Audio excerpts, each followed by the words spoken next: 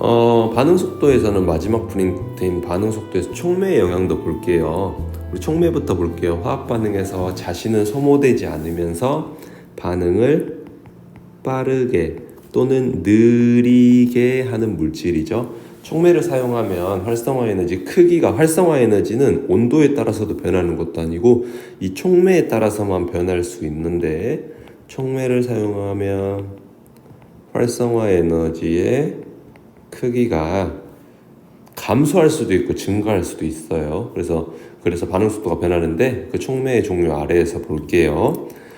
정촉매는 활성화 에너지의 크기를 감소시켜서 활성화를 낮추는 거죠. 그래서 반응할 수 있는 분자 수가 증가하기 때문에 반응 속도가 빨라지는 거예요. 정촉매를 사용하면 활성화 에너지 감소하고 반응 속도 증가한다. 정촉매에 따라서 반응 속도가 변하는 사례. 과산화수소수에 이산화망가니즈를 넣으면 과산화수소가 물과 산소로 분해돼서 속도가 빨라집니다.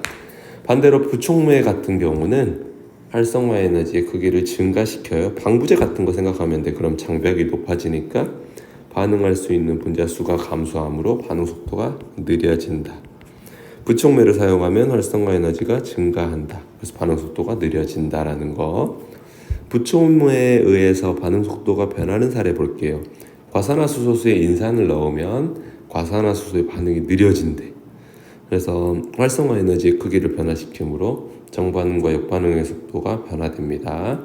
반응 속도 상수에 영향을 미친다. 반응 속도 상수에는 영향을 미칠 수 있는 건 온도랑 촉매가 있어요.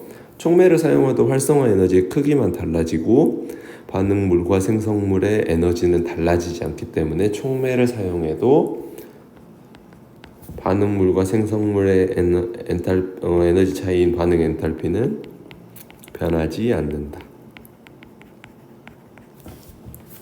생명현상과 산업에서의 촉매의 이용도 볼게요.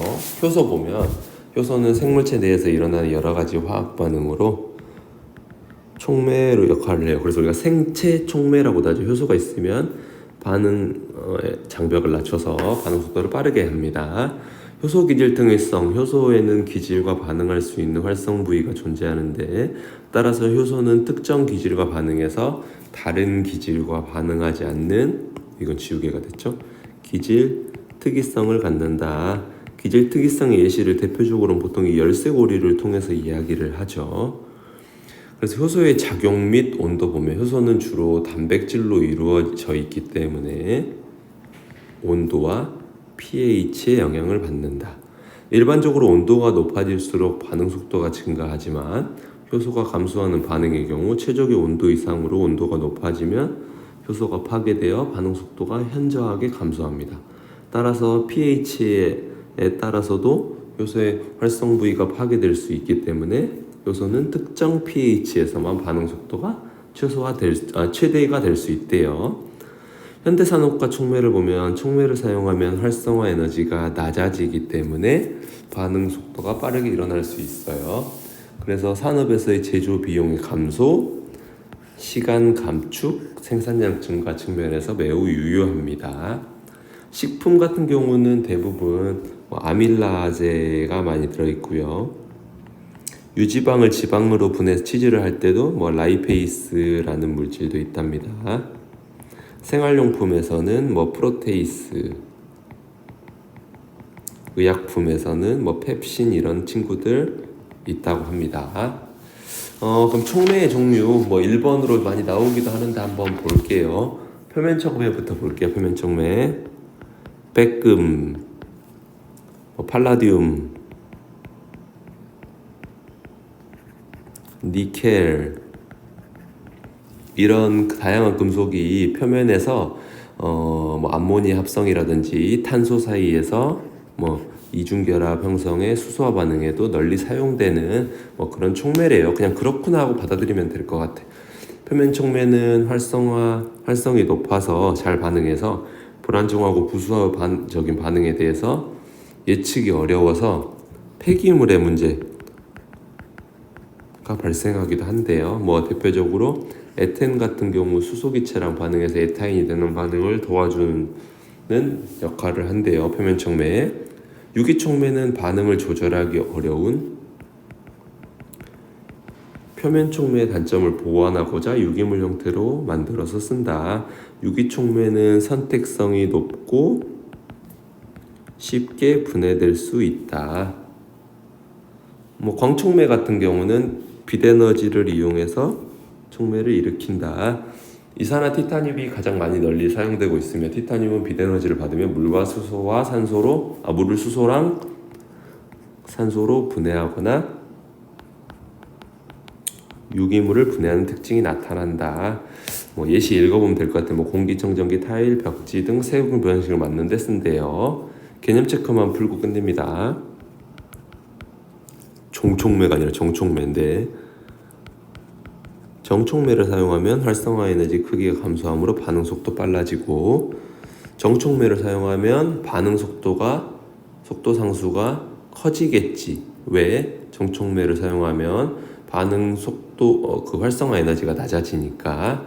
과산화수소 분해 반응으로 이산화망가니즈, 과산화수소에다가 이산화망가니즈 정촉매로 작용하고 인산은 부촉매로 작용한다.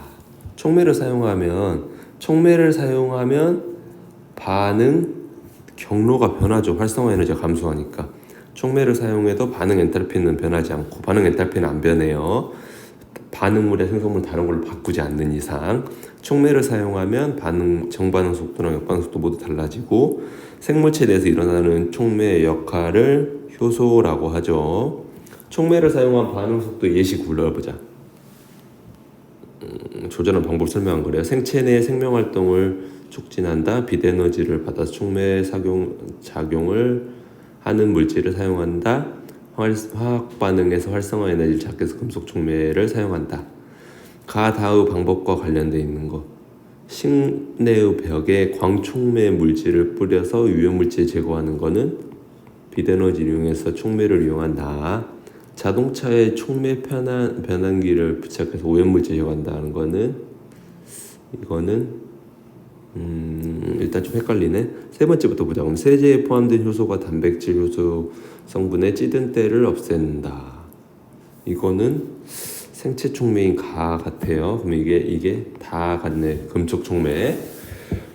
마지막 다음은 생체 내에서 효소의 작용으로 대한 설명이다. 기억부터 리온줄 잘못된 것. 기질은 효소의 활성 자리에 결합해서 생성물로 결합된 뒤 활성 자리에서 분리된다. 맞죠? 효소는 이 과정에서 활성화 에너지를 잡게 함으로 반응 속도 빠르게 한다. 맞죠? 이러한 효소의 작용으로 체온 정도의 온도에서도 여러 가지 화학 반응이 잘 일어난다는 거. 그러나 한 번 반응한 효소는 다시 재활용할 수 있습니다. 반응에 참여하진 않기 때문에 반응 속도만 빠르게 해주기 때문입니다. 이번 시간은 여기까지. 끝. 끝난 줄 알았는데 뒷페이지가 있었어요. 같이 살펴보도록 하겠습니다. 연속으로 8번. 효소는 생물체 내에서 일어나는 화학 반응에 활성화 에너지를 변화시키죠. 활성화 에너지를 높이는 것은 부촉매, 활성화 에너지를 낮추는 것은 정촉매가 됩니다. 효소는 특정 기질에만 작용하는 것을 기질 특이성이라고 한다. 효소가 작용할 때 온도와 pH의 영향을 받죠. 그리고 효소는 온도가 너무 높으면 구조가 변화되거나 느려질 수 있어요. 단백질 생각하면 되겠죠. 효소는 모든 온도에서 다 반응 속도를 빠르게 하는 것은 아니고 적정, 우리 체온과 같은 온도에서 반응 속도를 빠르게 도와줍니다. 암모니아 합성의 촉매로 이용되는 철은 금속으로 쓰는 표면 촉매. 표면 촉매는 유기 촉매에 비해서 환경 친화적이다. 이거 선생님 좀 헷갈리네요. 이거는 암기 내용이라 다시 한번 앞에 프린트를 좀 살펴보면 유기촉매의